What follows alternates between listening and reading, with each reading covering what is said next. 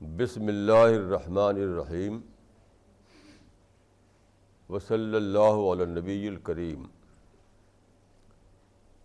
رب اشرح لی صدری ویسر لی امری واحلل عقدۃ من لسانی یفقہوا قولی۔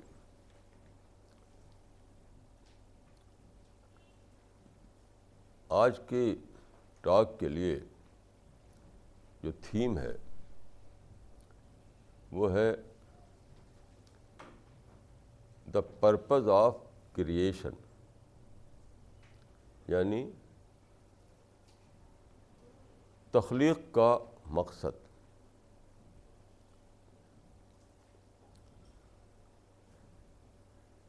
آپ جانتے ہیں کہ خدا نے انسان کو بنایا،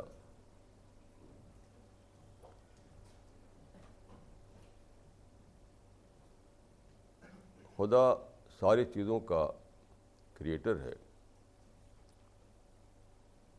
آج صبح میں ریڈیو سن رہا تھا تو ایک عجیب ایکسپیرئنس ہوا۔ یہ اس طرح کا ایکسپیرئنس تھا جس کو آپ شبدوں میں بیان نہیں کر سکتے۔ وہ یہ تھا کہ ریڈیو میں انہوں نے بتایا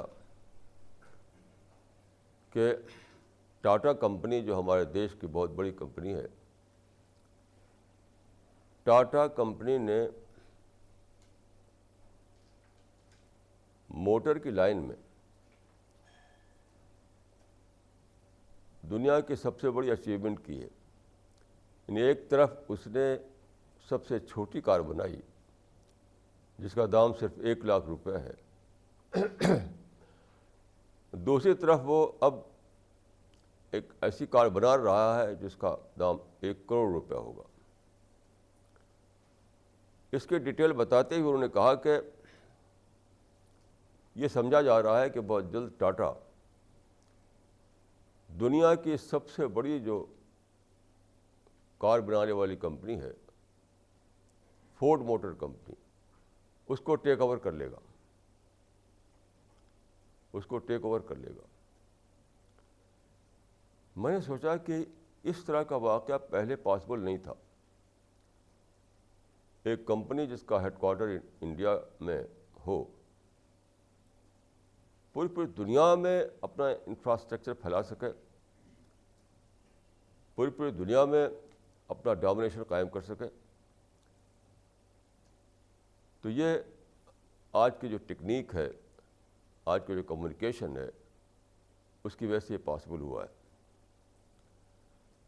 انٹرنیشنل مینجمنٹ کو انسان پہلے نہیں جانتا تھا۔ کوئی بزنس انٹرنیشنل لیول پر مینیج کیا سکتا ہے، یہ انسان پہلے نہیں جانتا تھا۔ تو میں نے سوچا کہ خدا نے اپنی گریٹنس کو بتانے کے لیے ایک چھوٹی سی گلمس دکھائی ہے میں، کہ جس طرح انسان انٹرنیشنل لیول پر افیئرس کو مینیج کر رہا ہے، اس طرح خدا یونیورسل لیول پر افیئرس کو مینیج کر رہا ہے۔ تو ٹاٹا phenomena makes us aware to understand how it is possible to manage a universal infrastructure۔ انسان اگر انٹرنیشنل انفراسٹرکچر کو مینیج کر سکتا ہے تو جو کریٹر ہے، جو خالق ہے، وہ یونیورسل انفراسٹرکچر کو بھی مینیج کر سکتا ہے۔ یہ سوچ کر بالکل تھرتھری آ گئی میرے باڈی میں، لٹرلی میں کانپنے لگا۔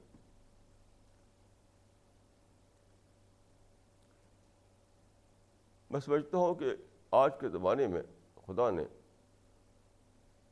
وہ نشانیاں، وہ سائنز آخری طور پر کھول دی ہیں جس سے آپ خدا کو سمجھ سکیں۔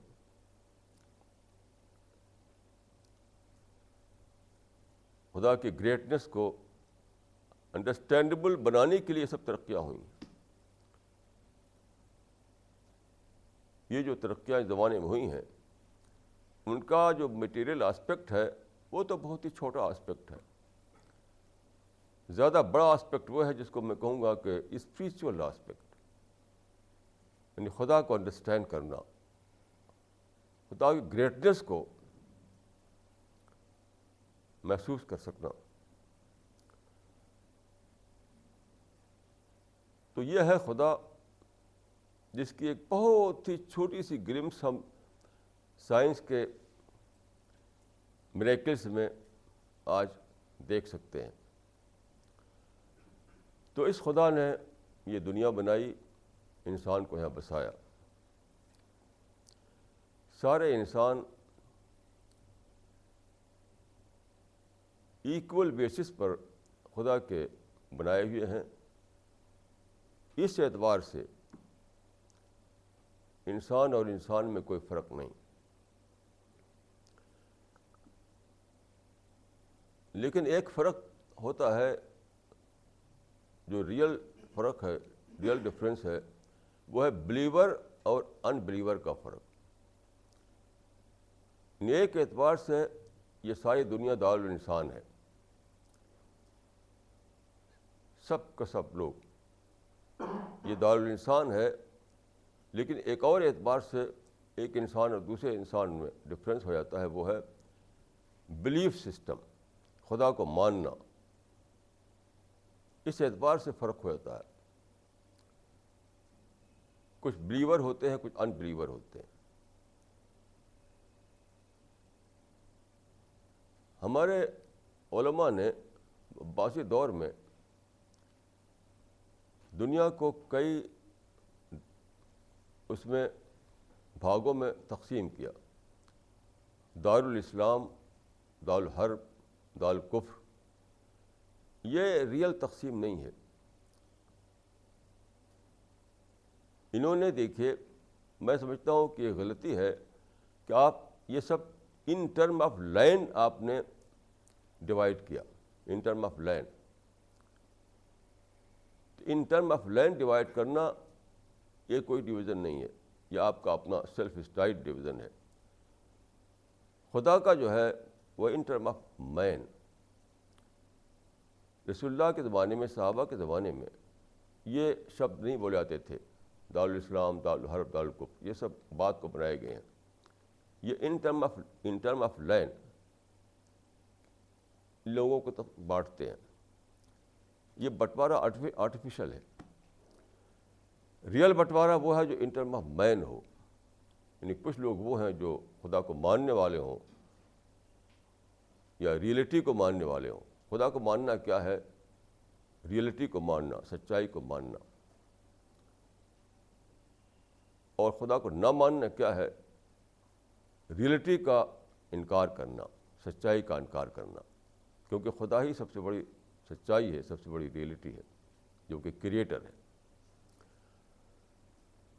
تو میں سمجھتا ہوں کہ یہ ہماری تاریخ میں ایک غلطی تھی کہ ان ٹرم آف لینڈ چیزوں کو بانٹا گیا.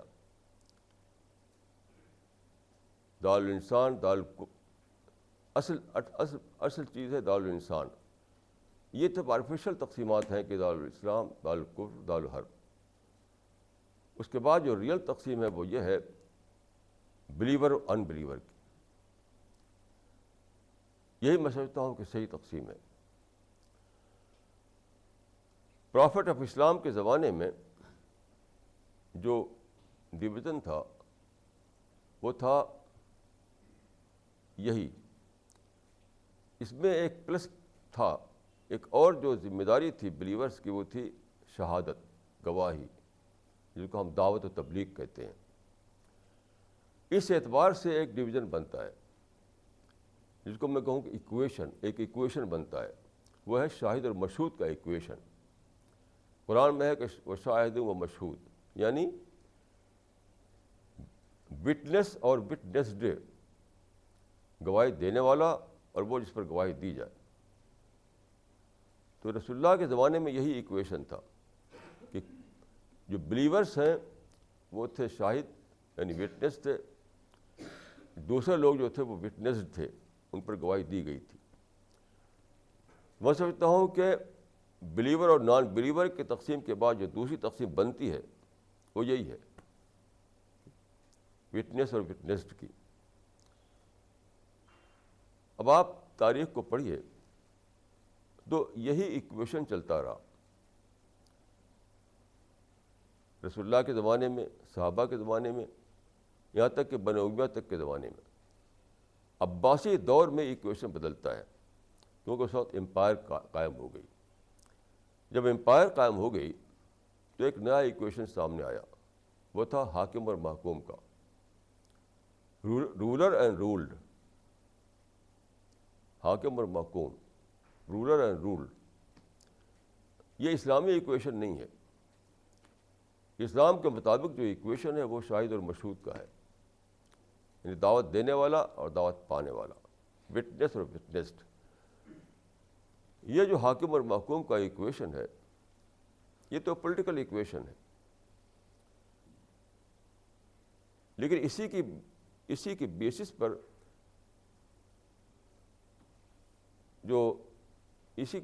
بیسس پر تھاٹ کا ڈیولپمنٹ ہوا، اسی کی بیسس پر دارالحرب اسلام، دارالحرب، دارالکفر کہ یہ سب ٹرمنالوجی بنی۔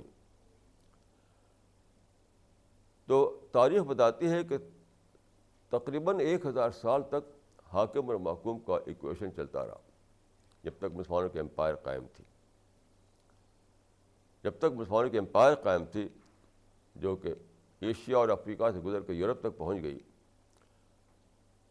تو سارا لٹریچر اور ساری سوچ بنی اسی بنیاد پر کہ کوئی حاکم ہے، کوئی محکوم ہے۔ اسی زمانے میں یہ نظریہ بنا کہ مسلمان جو ہے وہ خلیفۃ اللہ فی الارض ہیں۔ ابھی ایک بہت ہی انٹرسٹنگ قصہ ہوا، ایک صاحب ساؤتھ افریقہ سے آئے، تو انہوں نے کہا کہ ہمارا جو مشن ہے وہ ہے خلافت کا مشن، خلافت کا مشن، یعنی خلافت قائم کرنا، مسلمانوں کی خلافت۔ تو ہمارے ساتھ ایک صاحب بیٹھے ہوئے تھے، انہوں نے پوچھا کہ ساؤتھ افریقہ میں کتنا پرسنٹیج ہے مسلمانوں کا؟ تو انہوں نے کہا کہ 5 اور 6%۔ تو انہوں نے کہا کہ جب آپ صرف 5% یا 6% ہیں تو ہاؤ یو کین اسٹیبلش خلافہ ان ساؤتھ افریقہ؟ اتنی ٹائنی مائنارٹی میں ہوتے ہوئے آپ وہاں پر مسلمانوں کی خلافت کیسے قائم کریں گے؟ تو اس کے بعد ایک پرجوش تقریر کی انہوں نے، جو میں تو سمجھانے کہ کیا کہہ رہے ہیں وہ، کیسے یہ پاسبل ہو جائے گا۔ تو چیز کیا ہے، فریم ورک جو بنا حاکم محکوم کا ایکویشن کے بیس پر، وہ آج تک کنٹینیو کر رہا ہے، ابھی تک وہ بدلا نہیں۔ یہ ہے سب سے بڑی مصیبت۔ دیکھیے 1000 سال کے بعد 19 سینچری میں ایسا ہوا کہ کلونیلزم آیا، یورپین نیشنز ابھریں، ماڈرن ٹیکنالوجی سے، ماڈرن سائنس اور ماڈرن آرگنائزیشن کے بل پر وہ مسلم امپائر کو انہوں نے ختم کر دیا۔ اب ایک نیا زمانہ تھا مسلمانوں کے اوپر، حاکم و محکوم کا جو ایکویشن تھا وہ ٹوٹ گیا، لیکن انہوں نے ایکسیپٹ نہیں کیا اس کو۔ تو کیا ہوا، اب ان کی سوچ یہ بنی کہ فرینڈ اور اینیمی کا ایکویشن، مطلب کوئی ہمارا دوست ہے، مسلمان جو ہے وہ ہمارے دوست ہیں، مسلم کمیونٹی، باقی سب دشمن ہیں۔ یہ ذہن اتنا بڑھا کہ ساری دنیا ہی مسلمانوں کو اپنا دشمن دکھائی دینے لگی، یہود اور ہنود، یورپین اور امریکن، یعنی سب کے سب۔ اس چیز کا نقصان کیا ہوا؟ اس چیز کا نقصان یہ ہوا، دیکھیے جب بھی آپ کے اندر نگیٹو تھاٹ آئے تو کیا ہوتا ہے، پازیٹیو تھنکنگ ختم ہو جاتی ہے، آپ جو اپرچونیٹیز ہیں ان کو دیکھ نہیں پاتے۔ نیگیٹو مائنڈ کبھی بھی اپرچونیٹیز کو نہیں دیکھ سکتا، وہ تو اپنی نگیٹیوٹی میں جیتا ہے۔ تو دنیا میں پچھلے 200 سال کے اندر ایک نیا ریولوشن آیا تھا. وہ ریولوشن کیا تھا؟ پولیٹیکل پاور جو ہے ریڈیوس ہو کر رہ گئی, اکانومک پاور جو ہے نمبر 1 پر آ گئی. پہلے زمانے میں جب حاکم و محکوم کا ایکویشن بنا تھا تو پولیٹیکل پاور ہی نمبر 1 پر تھی, لیکن ماڈرن ریولوشن جو ہوا اس میں بہت بڑا چینج یہ تھا کہ پولیٹیکل پاور سیکنڈری بن گئی اور پرائمری بن گئی اکانومک پاور. چنانچہ امریکہ اس کو آپ کہتے ہیں کہ پولیٹیکل پاور, حقیقت میں پولیٹیکل پاور نہیں ہے, وہ ہے اقتصادی پاور. چنانچہ کہا جاتا ہے کہ the business of America is business. تو امریکہ کے بزنس نے, اس کی کامرشل ایکٹیویٹیز نے اس کو اتنا طاقتور بنایا ہے. لیکن مسلمان اس چینج کو سمجھ نہیں سکے. وہ اکانومک مین اسٹریم میں شامل ہی نہیں ہوئے. بڑی انوکھی بات ہے یہ. اس کا نقصان کیا ہوا؟ اس کا 2 نقصان ہوا. نمبر 1 یعنی اکانومک بیکورڈنس, لیکن اس سے بھی بڑا ایک نقصان ہوا, وہ ہے ہپوکریسی, ڈبل اسٹینڈرڈ. کیوں؟ مسلم مائنڈ یہ تھا کہ سب کے سب دشمن ہیں, سب کے سب اینمی ہیں, سب کے سب ہمارے خلاف کانسپریسی کر رہے ہیں. لیکن یہی لوگ ماڈرن ورلڈ میں چھا گئے تھے. بزنس ان کے ہاتھ میں, انڈسٹری ان کے ہاتھ میں, آرگنائزیشن ان کے ہاتھ میں, ایجوکیشن ان کے ہاتھ میں, سب کچھ. وہی لوگ جن کو آپ دشمن بتا رہے ہیں اپنا. تو اب کیا ہو؟ کیا اپنے بچوں کو وہ غریب چھوڑیں, ان کو دنیا کی ترقی میں نہ پہنچائیں؟ تو یہ کون افورڈ کر سکتا ہے اس کو؟ اگرچہ وہ سمجھتے تھے یہ دنیا ہماری انیمی ہے, یہ دشمن ہے سب کے سب, لیکن ورلڈلی انٹرسٹ کے لیے پھر انہوں نے اس کے کمپرومائز کیا.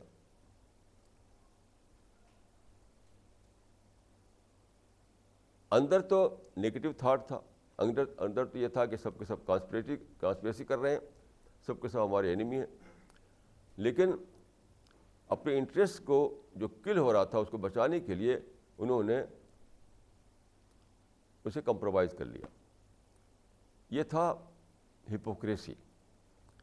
جس کو آپ سمجھیں کہ وہ میرا دشمن ہے, اسی سے آپ کمپرومائز کریں اپنے مٹیریل انٹرسٹ کے لیے, اسی کا نام ہے ہپوکریسی, ڈبل اسٹینڈرڈ. پوری دنیا جو ہے وہ ہو گئی ڈبل اسٹینڈرڈ. میں جہاں بھی جاتا ہوں مسلمانوں کو پاتا ہوں کہ سب نیگیٹو تھنکنگ میں جی رہے ہیں, اور ساتھ ساتھ وہ ورلڈلی چیزوں میں انہی سے اپنا کمپرومائز کیے ہوئے. ایک صاحب جو دلی میں تھے, ہم سے بہت باتیں کرتے تھے وہ, اور یہودیوں کے خلاف بہت تقریر کرتے تھے, بہت یہودی ایسے خراب ہے, یہودی خراب ہے. وہ گئے ایجوکیشن کے لیے امریکہ, اس وقت امریکہ ہی میں ہے وہ. وہاں پہنچے تو وہاں ایک جوئش کالج میں انہوں نے ایڈمیشن لیا. کیوں؟ بیٹر ایجوکیشن وہی مل رہی تھی ان کو. جن جوز کے بارے میں نیگیٹو تھاٹ ان کے اندر تھا, اسی سے اچھی ایجوکیشن لینے کے لیے وہاں پر انہوں نے ایڈمیشن لے لی. اسی کو میں کہہ رہا ہوں کہ ہپوکریسی, ڈبل اسٹینڈرڈ. جس کو بھی اندر سے گری دیے تو کیا نکلتا ہے؟ اندر سے نیگیٹو تھاٹ سب کے خلاف. لیکن عین اسی وقت وہ دوسروں کے ساتھ کمپرومائز کر کے فائدہ بھی اٹھا رہا ہے. انہی کی کمپنی میں جاب کرے گا, انہی کے ساتھ بزنس کرے گا, وغیرہ وغیرہ. تو چونکہ نئے حالات میں جو نیا ایکویشن بنا تھا اس سے لوگ مسلمانوں نے ایڈجسٹ نہیں کیا, تو پوری مسلم کمیونٹی جو ہے وہ ہپوکریٹ بن کر رہ گئی. میں سمجھتا ہوں کہ اس سے بڑا نقصان اور کوئی نہیں ہو سکتا. جو لوگ ہمارے مشن سے جڑے ہوئے ہیں, میں سمجھتا ہوں کہ سر وہی ایکسیپشن ہے کہ وہ اس ہپوکریسی سے بچے ہوئے ہیں. وہ مجھے اپنے مشن کے باہر کوئی دکھائی نہیں پڑتا جو اس سے بچا ہوا, اس ہپوکریسی سے, کہ جس کو برا بتائیں گے اسی سے فائدہ اٹھائیں گے. ہمارے ایک ساتھی نے بتایا انڈیا کی بات، ایک شہر میں ایک صاحب تھے، ایک مسلمان، تو وہ جو انڈیا میں جو ایکسٹریمسٹ ہندو ہیں ان کے خلاف بہت بولتے تھے، وہ بہت. تو ایک دن وہاں بیٹھے ہوئے تھے ان کے پاس، نہیں وہی ایکسٹریمسٹ لیڈر، ایک ایکسٹریمسٹ پارٹی جو انڈیا میں ہے ہندوؤں کی، اسی کے لیڈر کے ہاں وہ گئے ایک دن ملنے کے لیے. تو وہی صاحب وہاں بیٹھے ہوئے تھے جو کہے تھے کہ سب دشمن ہے اسلام کے، مسلمانوں کو دشمن ہے. وہ پہلے سے ان سے ملنے کے لیے گئے تھے، وہاں موجود تھے وہ. تو انہوں نے جب دیکھا ان کو تو کہا کہ تم تو ان کے بڑے بڑے خلاف ہو، یہاں کیسے بیٹھے ہوئے تم؟ کہ وہ ایک کام تھا اس لیے آنا ہوا. یعنی کام کے لیے تو آپ نے ان کے ساتھ کمپرومائز کر لیا، اور دل میں کیا بیٹھا ہوا ہے کہ یہ دشمن ہے. امریکہ میں 13 بار گیا ہوں، بہت لوگوں سے ملاقاتیں ہوئی ہیں، سب امریکہ کے خلاف جذبات دل میں لیے ہوئے ہیں. میں نے ایک صاحب سے پوچھا جو پاکستان سے آئے تھے کہ آپ تو اتنا برا برا بھلا کہتے ہیں امریکہ کو، پھر یہاں آئے کمانے کے لیے آپ تو کیا کہتے ہیں؟ تو رزق تو خدا کی طرف سے جہاں لکھا رہے گا وہیں جائے گا آدمی. تو میں نے کہا کہ پاک لینڈ میں رزق نہیں تھا آپ کا، ناپاک لینڈ میں رزق لکھا ہوا تھا آپ کا، کیسا خدا ہوگا وہ؟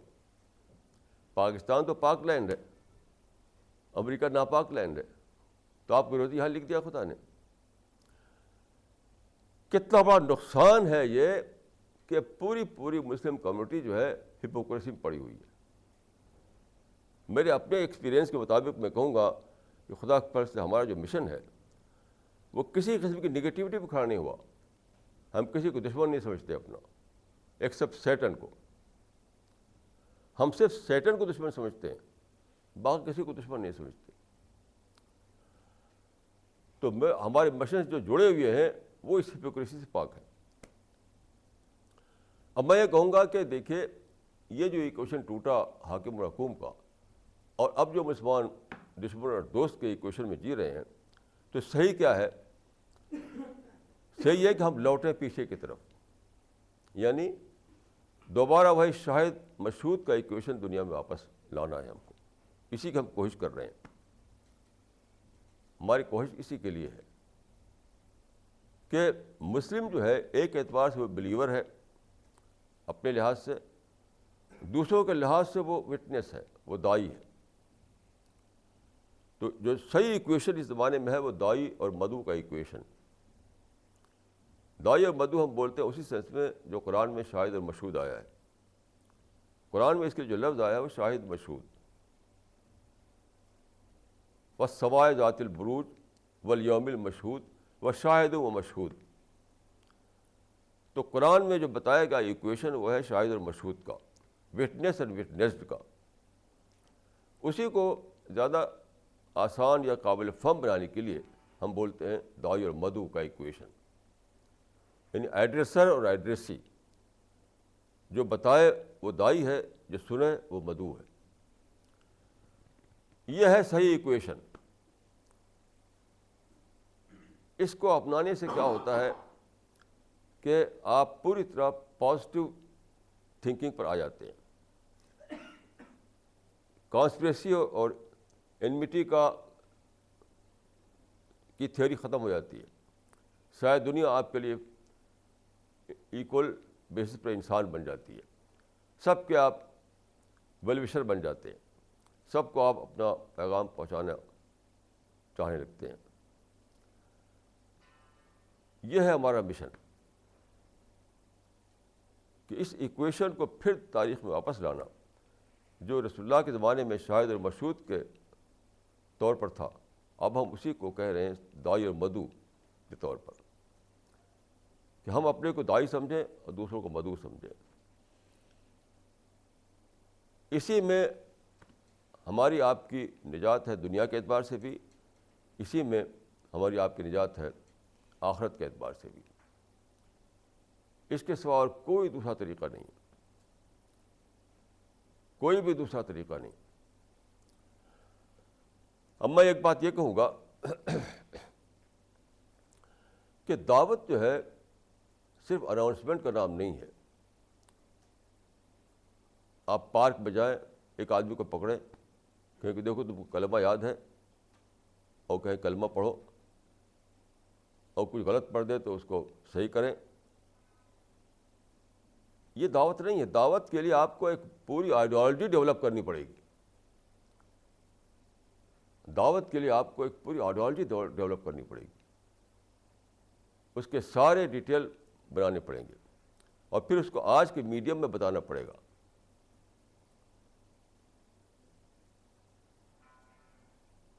آج کا انسان جو ہے, جب تک اس کو آپ ایک آئیڈیالوجی کے طور پر نہ بتا سکیں, اس کو ریشنل بیسس نہ دے سکیں, تب تک وہ سمجھے گے نہیں کچھ. تو آج کا جو سائنٹیفک زمانہ ہے, اس کے لحاظ سے ہمیں اس کی آئیڈیالوجی ڈیولپ کرنی پڑے گی.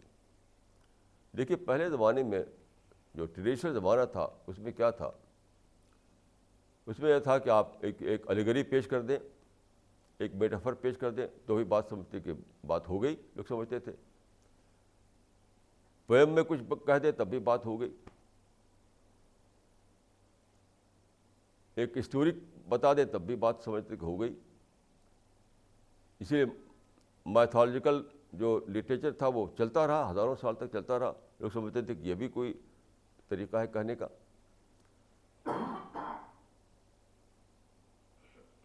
اب سائنٹیفک زمانہ آیا ہے, اس زمانے میں یہ سب ڈسکارڈ ہو گیا ہے. یہ سارا وہ ٹریڈیشنل ایڈیم ڈسکارڈ ہو چکا ہے. اب ماڈرن ایڈیم جو ہے وہ بیس کرتا ہے ریزن پر, لاجک پر, سائنٹیفک انالیسس پر.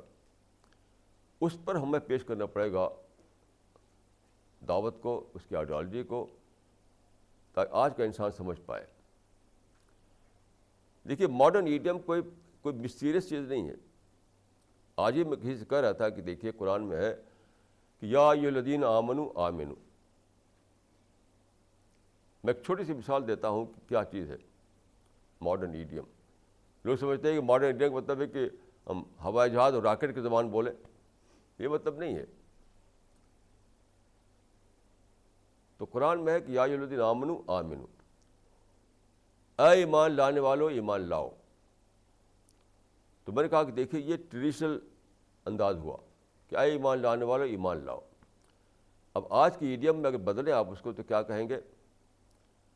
وہ یہ کہیں گے کہ اے ایمان لانے والو, تم ایمان کو ری ڈسکوری بناؤ اپنے لیے. تو آج کا مائنڈ فارورڈ ایڈریس ہو جائے گا. جب آپ اس طرح کہیں گے تو اس کے سامنے صرف آپ ٹرانسلیشن بتائیں کہ قرآن میں ہے کہ اے ایمان لانے والو ایمان لاؤ, تو آج کا مائنڈ ایڈریس نہیں ہوگا. اس وجہ سے اس کو کنورٹ کرنا پڑتا ہے. جب آپ اس کو یہ کہیں کہ اے ایمان لانے والو, اسلام کو اپنی ری ڈسکوری بناؤ, تو فوراً سمجھ جاتا ہے. پھر یہ ہے ماڈرن ایڈیم میں پیش کرنا. کسی نے بہت پہلے لکھا تھا ایک آرٹیکل, اس میں اس نے کہا تھا کہ Quran has to be re revealed today. میں سمجھتا ہوں کہ بات صحیح نہیں ہے. Quran has to be redefined today. ہمیں ری ڈیفینیشن کی ضرورت ہے, اس کی ضرورت نہیں کہ ری ریولیوشن کی ضرورت نہیں ہے. تو قرآن کو, اسلام کی تعلیمات کو ہمیں ری ڈیفائن کرنا ہے, پھر سے لوگوں کو اسے انڈرسٹینڈیبل بنانا ہے. ری ڈیفینیشن کا مطلب ہے کہ آج کا جو مائنڈ ہے, آج کی جو سوچ ہے, اس کے لحاظ سے آپ اس کے لیے اس کو انڈرسٹینڈیبل بنائیں. یہ ہماری آج کی ضرورت ہے. تو دائی اور مدعو کا جو ایکویشن ہے, اس کو ریوائیو کرنے کے لیے ضرورت ہے کہ دعوت کو ایک آئیڈیالوجی کے روپ میں ڈیولپ کیا جائے. ماڈرن ایڈیم میں ساری ٹیچنگ کو بیان کیا جائے. قرآن اور حدیث کی باتوں کو ریشنل بیسس پہ بیان کیا جائے, بات کو بدلے بغیر. اسی لیے میں ری ڈیفینیشن کا ورڈ یوز کر رہا ہوں. دیکھ, کچھ لوگ بات کرتے ہیں ریویژن کی یا ریفارم کی, تو ہمیں ریفارم اور ریویژن نہیں کرنا ہے. ریفارم اور ریویژن میں جو کنوٹیشن ہے وہ یہ ہے کہ آپ پچھلے کو بدلیں, بدل کر کے نئے حالات کے لحاظ سے اس کو بنائیں, یہ مطلب نہیں ہے. لیکن ری ڈیفائن کا مطلب یہ ہے کہ وہی بات جو ہے اسی کو آپ پھر سے انسان کے لیے انڈرسٹینڈیبل بنائیں. تو ہمیں جس کی ضرورت ہے وہ تو نہ تو ریفارم ہے نہ ریویژن ہے, بلکہ ہے وہ ہے ری ڈیفینیشن, پھر سے اس کو ڈیفائن کرنا. جیسے میں نے اس سے پہلے آپ سامنے یہ بات کہی تھی کہ ہماری خواتین جو جنڈر ایکولیٹی سے بہت زیادہ آبسیسڈ ہیں, تو وہ کہتی ہیں قرآن میں ہے کہ الرجال قوامون علی النساء, عورت کے اوپر مرد جو ہے وہ قوام ہے. تو ان کی سمجھ میں نہیں آتا. لیکن جب انہیں یہ بتایا جائے, اسی بات کو ماڈرن ایڈیو میں بتایا جائے, تو میرا تجربہ ایک سب فوراً مان لیتے ہیں اس کو. وہ کیا؟ میں نے کہا کہ دیکھیے یہ جو باسز کا پرنسپل ہے اسی کی بات کہی گئی ہے قرآن میں. Principle of bosses is a universal principle. آپ ہر کمپنی میں ایک باس رہتا ہے, ہر گورنمنٹ میں ایک باس ہوتا ہے, ہر آرمی میں ایک باس ہوتا ہے. باس کے بغیر کوئی آرگنائزیشن چل نہیں سکتی ہے. کوئی بھی کام آرگنائزڈ وے میں جب کرنا ہوتا ہے تو اس کا ایک باس بنایا جاتا ہے. اور یہ کہتا ہے کہ باس از آلویز رائٹ. دیکھیے باس از آلویز رائٹ کا مطلب یہ نہیں کہ وہ ہمیشہ ٹروتھ پر ہوتا ہے, حق پر ہوتا ہے, یہ مطلب نہیں ہے. یہ ایک پریکٹیکل ضرورت ہے, پریکٹیکل ضرورت. جیسے ہم نماز پڑھتے ہیں تو ایک آدمی کو ہم امام بناتے ہیں اور اسی کو فالو کرتے ہیں. اس کا مطلب نہیں کہ امام کی نماز ہم سے زیادہ اچھی نماز ہے, کہ امام کوئی اینجل ہے, ایسا مطلب نہیں ہے. یہ آرگنائزیشن کی ایک پریکٹیکل ضرورت ہے. کوئی بھی آرگنائزیشن ایک باس چاہتی ہے, باس نہیں تو آرگنائزیشن نہیں. اسی طریقے سے گھر بھی ایک آرگنائزیشن ہے, تو ہوم کے فرنٹ پر بھی آپ کو ایک باس چاہیے, ہوم کے فرنٹ پر بھی آپ کو ایک باس چاہیے. تو یہ صرف اس کا مطلب یہ کہ ہوم کے فرنٹ پر مرد کو اپنا باس بناؤ تاکہ وہ اچھی طریقے سے گھر کا جو آرگنائزیشن ہے وہ چل سکے. بس اس میں نہ تو یہ ہے کہ وہ سپیریئر ہے, نہ تو اس کا مطلب یہ ہے کہ وہ سپیریئر ہے, نہ اس کا مطلب یہ ہے کہ وہ زیادہ بیٹر ہے. یہ سب کچھ بھی نہیں. یہ صرف آرگنائزیشن کو چلانے کے لیے ایک پریکٹیکل ارینجمنٹ ہے, بس, اس سے زیادہ اور کچھ بھی نہیں. تو میرا تجربہ ایک سب لوگ مان لیتے ہیں, سب عورتیں مان لیتی ہیں اس کو. تو یہ ہے بات کو ماڈرن ایڈیم میں کہنا. اس زمانے میں دیکھیے کئی ایسے پرابلم آئے ہیں جو بہت زیادہ یعنی مسئلہ پیدا کر رہے ہیں, جیسے ڈیموکریسی, سیکولرزم, اس طرح کی چیزیں. تو یہاں پر مسلمان اپنے کو انفٹ محسوس کرتے ہیں. وہ سمجھتے ہیں کہ سب ان اسلامک آئیڈیاز ہیں. ڈیموکریسی ان اسلامک ہے, سیکولرزم ان اسلامک ہے, اور freedom of expression in Islamic ہے. اس کی وجہ سے دنیا میں کچھ اپنے کو انفٹ محسوس کرتے ہیں. وہ مثال کے طور پر اگر کہیں رسول اللہ کے خلاف کوئی کچھ اسٹیٹمنٹ دے دے, کوئی کارٹون چھپ جائے, کوئی کتاب چھپ جائے, تو ایک ہنگامہ کھڑا ہوتا ہے کہ رسول اللہ کی شان میں گستاخی ہو رہی ہے, اور جلاتے پھونکتے ہیں, مارتے کاٹتے ہیں, قتل کا فتویٰ دیتے ہیں. ان چیزوں نے لوگوں کو ایک امپریشن دیا ہے کہ اسلام جو ہے وہ آج کا ریلیجن نہیں ہو سکتا ہے, کیونکہ آپ جانتے ہیں کہ آج کا جو ماڈرن سویلائزیشن ہے وہ فریڈم کو سمم بونم سمجھتا ہے, فریڈم آف ایکسپریشن کو ہر ایک کا رائٹ سمجھتا ہے. یہ آج اسٹیبلشڈ فیکٹ مانی جاتی ہے کہ ہر آدمی کو یہ رائٹ ہے کہ وہ جو چاہے وہ بولے, جو چاہے وہ لکھے, اس پہ کوئی روک نہیں لگائی سکتی. اب آپ کہتے ہیں کہ نہیں، اگر تم ہمارے رسول کے خلاف کرو گے تو ہم تو قتل کریں گے، تم کو مار ڈالیں گے. تو آج کا جو ماڈرن مائنڈ ہے اس کی سمجھ میں نہیں آتی یہ بات. کیوں؟ اس کے مائنڈ میں تو بیٹھا ہوا ہے کہ فریڈم آف ایکسپریشن جو ہے وہ تو ایک رائٹ ہے آدمی کا، ایبسولوٹ سینس میں رائٹ ہے. یہ لوگ کہتے ہیں کہ نہیں. اب سوال یہ پیدا ہوتا ہے کہ ایسے لوگوں کے لیے اسلام کو کس طرح سے انڈرسٹینڈیبل بنایا جائے. تو میں یہ کہوں گا کہ اس پر پھر سے آپ سوچئے، دنیا بھر کے مسلمان سوچیں. میں دو باتیں کہوں گا اس سلسلے میں. پہلی بات یہ ہے کہ یہ جو لا ہے یا یہ جو بنایا گیا ہے یہ طریقہ کہ جو گستاخی کرے رسول اللہ کی اسے مار ڈالو، یہ اپنے آپ میں بھی بیس لیس ہے. قرآن میں یا حدیث میں ایسا کوئی بھی نہیں ہے قانون. مثلا کہیں حدیث میں نہیں آیا ہے کہ من شتم رسول کو فقتلوہ، جو تمہارے پیغمبر کے گستاخی کرے اس کو مار ڈالو. ایسا تو کہیں بھی نہیں ہے. کئی کتابیں لکھی گئی ہیں اسی پر، جسے ابن تیمیہ کی مشہور کتاب ہے الصارم المسلول علی شاتم الرسول، اور بھی کئی کتابیں. ان کتابوں میں کوئی ایک بھی ریفرنس قرآن و حدیث کا نہیں ہے. میں پورے اعتماد کے ساتھ کہہ سکتا ہوں کہ ان کتابوں میں ایک بھی ریفرنس نہیں ہے. ساری دلیلیں ان کی جو ہے وہ سب وہ ہے انفرینشیل ہے، انفرینشیل دلیلیں ہیں. ان کی ریزننگ جو ہے وہ انفرینس پر بیس کرتی ہے. تو میں یہ کہوں گا کہ اتنی بڑی بات کہ جو گستاخی کرے اس کی گردن مار ڈالو، یہ کبھی بھی انفرینس نہیں نکال سکتے آپ اس کو. اتنا بڑا حکم، اس کے لیے آپ کو نص چاہیے، ٹیکسٹ چاہیے، ڈائریکٹ ٹیکسٹ. ورنہ کہا جائے کہ یہ ہے نہیں، اسلام میں بیس لیس بات ہے یہ.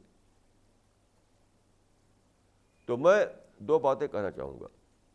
نمبر 1، جہاں تک میری اسٹڈی ہے، جہاں تک میں نے پڑھا ہے، میں پورے کنوکشن کے ساتھ کہہ سکتا ہوں کہ شتم رسول کا جو مسئلہ ہے وہ بیس لیس ہے. وہ اسلام میں ایسا کوئی بھی قانون نہیں ہے کہ شاتم کو مار ڈالو، جو رسول اللہ کے خلاف گستاخی کرے اس کو مار ڈالو.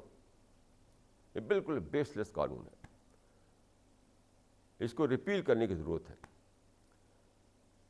اچھا سپوز ایسا میں کہوں گا کہ جو لوگ نہ مانیں، آپ اس کو آپ نہیں مانتے، اس کو آپ سمجھتے ہیں کہ آپ پاس کوئی ہے ایسا کوئی ریفرنس جو مجھے نہیں معلوم، تو میں کہوں گا کہ تب بھی آپ کو یہ چاہیے کہ آپ یہاں لا آف نیسیسٹی کو اپلائی کریں. دیکھیں تمام فقہا مانتے ہیں کہ الضرورات تبیح المحظورات، الضرورات تبیح المحظورات، یعنی ضرورت جو ہے وہ حرام کو حلال بنا دیتی ہے. یعنی آپ بھوک سے مر رہے ہو تو آپ خنزیر جائز ہو جائے کھانے کے لیے آپ کو، جو کہ حرام ہے. تو اس اصول کو آپ اپلائی کیجیے یہاں پر. یعنی اگر آپ میرے کہنے کو مانیں تو یہ تو ایک بیس لیس قانون ہے، اس کو ریپیل کر دیجیے، بالکل ختم ہی کر دیجیے. اور اگر آپ اس کو نہ مانتے ہوں تب بھی زمانے کی ضرورت کو سامنے رکھتے ہوئے آپ کو اس اصول کو اپلائی کرنا چاہیے جس کو کہتے ہیں لا آف نیسیسٹی، اور اس کو کم از کم آج کے لحاظ سے ساقط کرنا چاہیے، سسپینڈ کر دینا چاہیے آج کے لحاظ سے. کیوں؟ اس کی وجہ سے اسلام کی امیج خراب ہو گئی. لوگ سمجھتے ہیں کہ اسلام آج کا مذہب نہیں ہے، آج کے انسان کے لیے وہ ایکسیپٹیبل نہیں ہے. یہ تصور اتنا ویل اسٹیبلشڈ ہے. یاد رکھیے فریڈم آف ایکسپریشن کا جو کانسیپٹ ہے وہ اتنا اسٹیبلشڈ ہے کہ سارے مسلمان مل کر بھی اس کو ختم نہیں کر سکتے. 1 بلین مسلمان اس کے خلاف جہاد کرے تو اس کو ختم نہیں کر سکتے آپ. اور جہاد کر ہی رہے ہیں، جہاد کر رہے ہیں. پوری دنیا کے مسلمانوں نے فتویٰ دیا کہ سلمان رشدی کو مار ڈالو. پوری دنیا کے مسلمان ایکسیپٹ بائی سیلف، صرف اکیلا میں اس کے خلاف تھا. سب نے اس کو فتویٰ دیا کہ اس کو مار ڈالو، لیکن کیا آپ مار پائے اس کو؟ آپ مار نہیں پائے. کیوں؟ پورا ویسٹرن سویلائزیشن، پورا جو ماڈرن مائنڈ ہے اس کے ہیلپ پر آ گیا، اس کے سپورٹ پر آ گیا. ماڈرن جو کلچر ہے، ماڈرن جو سویلائزیشن ہے، اس کی سپورٹ پر سلمان رشدی زندہ ہے اور فلرش کر رہا ہے. تو ایک ایگزامپل آپ دیکھ سکتے ہیں کہ پوری مسلم دنیا مل کر بھی ایک انسان کو قتل نہیں کر سکی. تو آپ کیسے بدل ڈالیں گے آج کے زمانے کے حالات کو؟ اس وجہ سے اگر آپ اس کو نہ مانیں جو میں کہہ رہا ہوں کہ یہ بیس لیس ہے یہ قانون، تو آپ کو پھر لا آف نیسیسٹی کو اپلائی کرتے ہوئے اس کو ساقط کرنا چاہیے آج کے لحاظ سے، اس کو سسپینڈ کرنا چاہیے آج کے لحاظ سے، تاکہ اسلام کی امیج جو ہے درست ہو، تاکہ اسلام کی دعوت کا راستہ کھلے. دعوت کے راستے میں جو ایک بلائنڈ ایلی آ گئی ہے، ایک رکاوٹ آ گئی ہے کہ لوگ بھڑکتے ہیں اسلام سے.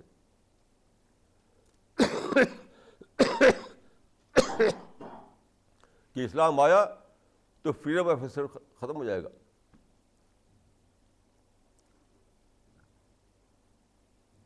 تو اس لیے دیکھیے کوئی ہمارے پاس دوسرا آپشن نہیں ہے کہ یا تو اس قانونی کو آپ کہیں کہ یہ بیس لیس قانون ہے، یا پھر اس کو ٹیمپرری طور پر سسپینڈ کر دیں.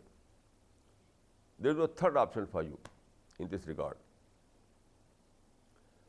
ایسے ہی دیکھیے سیکولرزم کا زمانہ آیا تو ساری دنیا کے مسلمان بھڑکے اس کے اوپر. اس میں شاید میں ایکسیپشن تھا. حالانکہ سیکولرزم میں کیا ہے، کیا برائی کیا ہے سیکولرزم میں؟ یہ کوئی برائی نہیں ہے. لوگ اصل میں سیکولرزم، ایک بات میں عرض کرنا چاہتا ہوں کہ ہر چیز کے کچھ ایکسٹریمسٹ، ہر سسٹم میں کچھ ایکسٹریمسٹ لوگ ہوتے ہیں. تو کچھ ایکسٹریمسٹ لوگوں نے سیکولرزم کے ایک ایکسٹریم ڈیفینیشن دیا، ایکسٹریم، لیکن وہ صحیح نہیں تھی. جو رائٹ ڈیفینیشن سیکولرزم ہے وہ اسلام کے میں کوئی ٹکراؤ نہیں ہے. اس میں کسی کو جاننا اس معاملے میں تو encyclopedia of religion and ethics کو پڑھیں. اس میں غالباً 20 پیجز کا ایک آرٹیکل ہے اسی پر، سیکولرزم پر.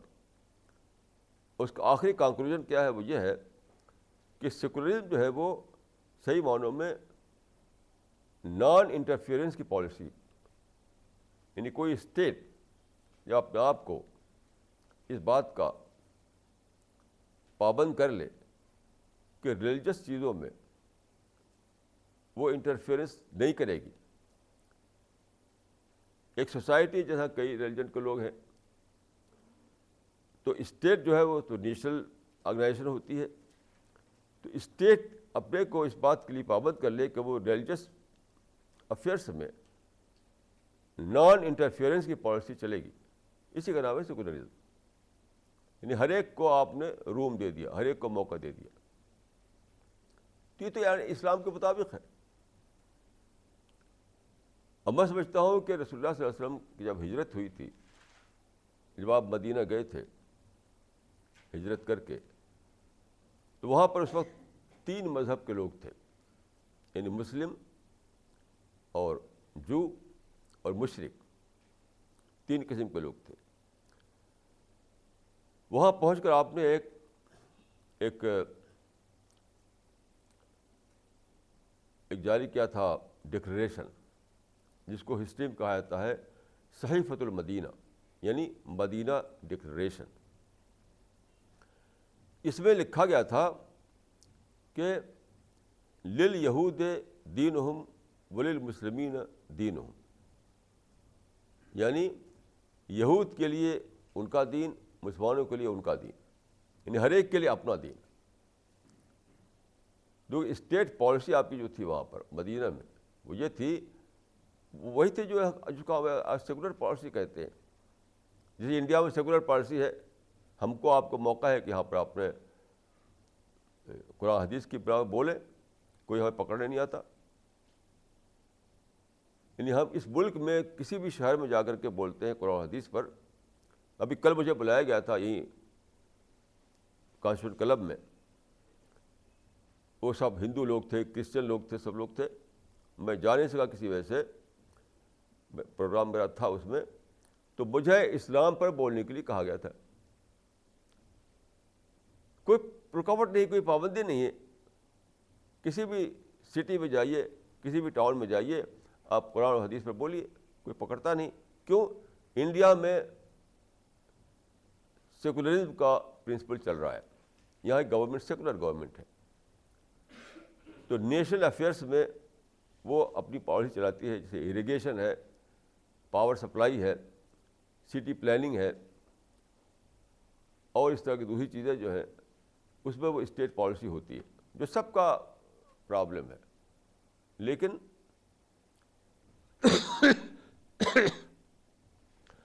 جو ریلیجس افیئرس ہے تو ان میں ہندو کو اپنی آزادی ہے, مسلمان کو اپنی آزادی ہے, پارسی یہودی سب کو آزادی ہے. یہی سیکولرزم ہے. یہ تو کتنا اچھا ہے. یہ تو اسی کا جو مدینہ میں رسول اللہ نے اختیار کیا تھا, اسی کا ماڈرن ایڈیشن ہے. یہ جو پالیسی رسول اللہ صلی اللہ علیہ وسلم نے صحیفۃ المدینہ یعنی مدینہ ڈکلیریشن کے ذریعے مدینہ کے اسٹیٹ جو بنی تھی, پہلی اسٹیٹ وہاں اختیار کی تھی, اسی کا یہ ماڈرن ورژن ہے. تو یہ بھڑکنے کی کیا ضرورت ہے؟ یہ تو کوئی بھڑکنے کی بات ہی نہیں. اچھا, ادھر ڈیموکریسی بھڑکتے ہیں. میں نے بہت ہی ٹاپ کے مسلم لیڈرز کے پڑھے, جو ڈیموکریسی کو کہتے تھے وہ ان اسلامک. کیوں؟ انہوں نے یہ نظریہ بنایا کہ لا گیور جو ہے وہ خدا ہے, اور ڈیموکریسی میں پیپل کو لا گیور مان لیا جاتا ہے, کیونکہ آپ جانتے ہیں کہ ڈیموکریسی کا پرنسپل ہے government of the people, by the people, for the people. اس لیے وہ اسلام کے خلاف ہو گیا. یہ فالس آرگومنٹ ہے, فالس آرگومنٹ ہے. دیکھیے بیسیکلی کیا ہے, وہ یہ ہے کہ یہ بھی قرآن حدیث کے مطابق ہے. ایک حدیث میں ہے کہ کما تکونون کذالک یولی علیکم. یہ حدیث ہے, پروفیٹ آف اسلام کی حدیث ہے, کما تکونون کذالک یولی علیکم, یعنی جسے تم ویسے تمہارے حکمراں, یہ تم ویسے تمہارے رولر, مطلب جیسے پیپل ویسی حکومت. تو ڈیموکریسی یہی تو ہے, ڈیموکریسی جیسے پیپل ویسی حکومت.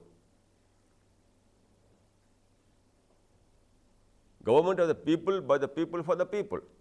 تو پیپل کا بلیف سسٹم کیا ہے, پیپل کی کیا مانتے ہیں کیا نہیں مانتے, اسی پر ڈپینڈ کرتا ہے کہ ان کے درمیان کون سا رول بنے گا, کون سی گورنمنٹ بنے گی. تو آپ پیپل میں کام کیجئے, یہ دوسرے لوگ کام کرتے ہیں. ماسز میں آپ کام کیجئے, ماسز کو اگر آپ بدل لیں گے تو گورنمنٹ بدل جائے گی. اس میں بھڑکنے کی کیا ضرورت ہے بتائیے. تو ڈیموکریسی تو عین ہمارے یعنی وہی ہے جو خود اسلام کا پرنسپل ہے کہ عوام کو بدلو اور گورنمنٹ بدل جائے گی. کما تکونون کذالک یولی علیکم. تو جن چیزوں سے مسلمان بھڑکتے ہیں وہ ان کا اپنا بنایا ہوا طریقہ ہے, وہ اسلام کی ٹیچنگ نہیں ہے وہ. تو اس زمانے میں جو نکلا ہے یہ, یعنی جس کی وجہ سے مسلمان سمجھتے ہیں کہ سب ہمارے اینیمی ہیں, سب ہمارے کانسپریسی کرتے ہیں ہمارے خلاف, وہ سب فالس ریزننگ پر قائم ہے, فالس بیسس پر قائم ہے. پرانا ایک مثل ہے عربی میں, الناس اعداء ما جہلوا, الناس اعداء ما جہلوا. لوگ اس چیز کے دشمن بن جاتے ہیں جس کو وہ نہ جانتے ہوں. لوگ اس چیز کے دشمن بن جاتے ہیں جس کو وہ نہ جانتے ہوں.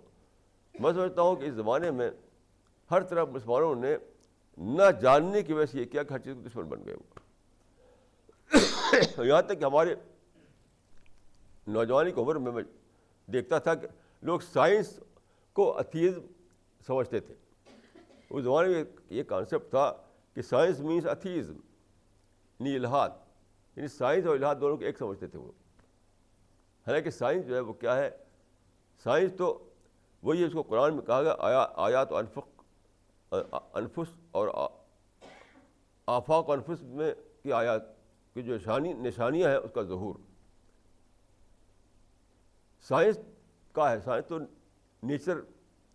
نیچر کو ایکسپلور کرنا، نیچر میں جو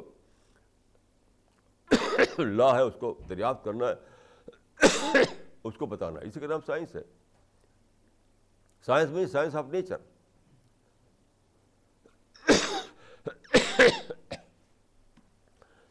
تو اس زمانے میں دیکھیے سب سے بڑی مصیبت یہ پیش آئی ہے کہ لوگ الناس و آداء ما جہلوا کا شکار ہو گئے. نہ جاننے کی وجہ سے ہر چیز دشمن بن گئے کہ سائنس ہمارے دشمن ہے، ٹیکنالوجی ہمارے دشمن ہے، سیکولرزم ہمارے خلاف ہے، ڈیموکریسی ہمارے خلاف ہے، فریڈم آف ایکسپریشن کا نظریہ ہمارے خلاف ہے. یہ کتنی بڑی بھول ہے. دیکھیے پچھلے زمانوں میں کبھی بھی انسان کو یہ حاصل نہیں تھا، یہ جس کو ہم کہتے ہیں فریڈم آف ایکسپریشن. اس زمانے میں جب فریڈم آف ایکسپریشن کا زمانہ آیا تو ہمارے بھی تو فریڈم ملی، ہم کو بھی. یہ تھوڑی کہ دوسروں کو ملی ہم کو نہیں ملی. پہلے زمانے میں تو کسی کو فریڈم نہیں ہوا کرتی سوائے بادشاہ کے. صرف کنگ جو تھا اسی کو فریڈم ملی ہوتی تھی پہلے زمانے میں، باقی سب سبجیکٹ ہوتے تھے، سبجیکٹ.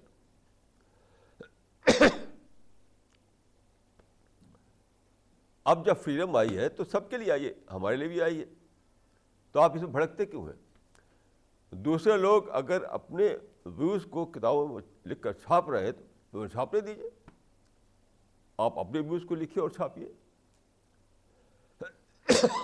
آپ کے ویوز اگر زیادہ اسٹرانگ ہوں گے، ان میں زیادہ لاجک ہوگی، زیادہ ریزن ہوگی، تو لوگ اسی کو مان لیں گے.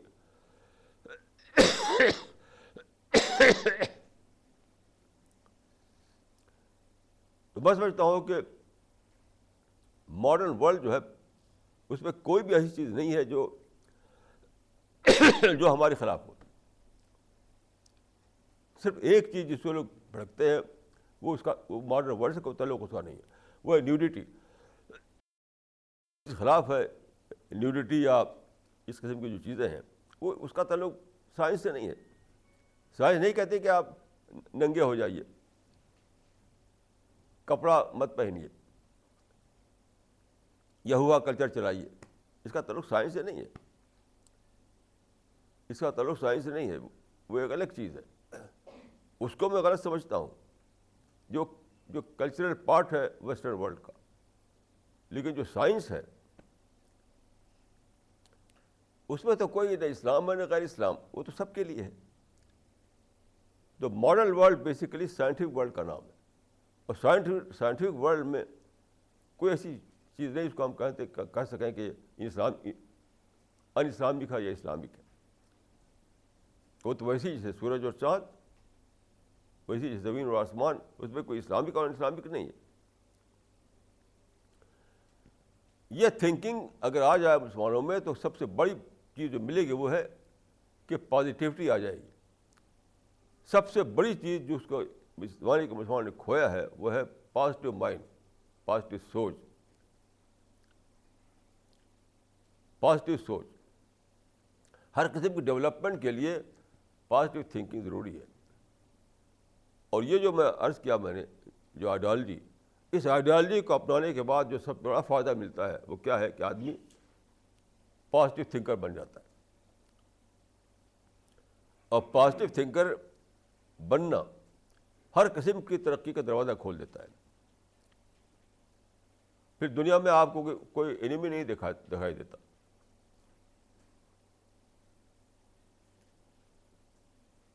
تو میں سمجھتا ہوں کہ ترقی کا سب سے بڑا راز ہے کہ آپ کے اندر پازیٹیو تھنکنگ آئے. یہ سوچ ختم ہو جائے کہ دنیا میں کوئی آپ کا انیمی ہے. شاید دنیا آپ کو اپنا فرینڈ دکھائی دے. وی اینڈ دے کانسیپٹ ختم ہو جائے. اسی وقت دعوت کا بند ڈور کھلتا ہے, اسی وقت دعوت ورک جاری ہوتا ہے. اقول قولی ھذا واستغفر اللہ لی ولکم اجمعین.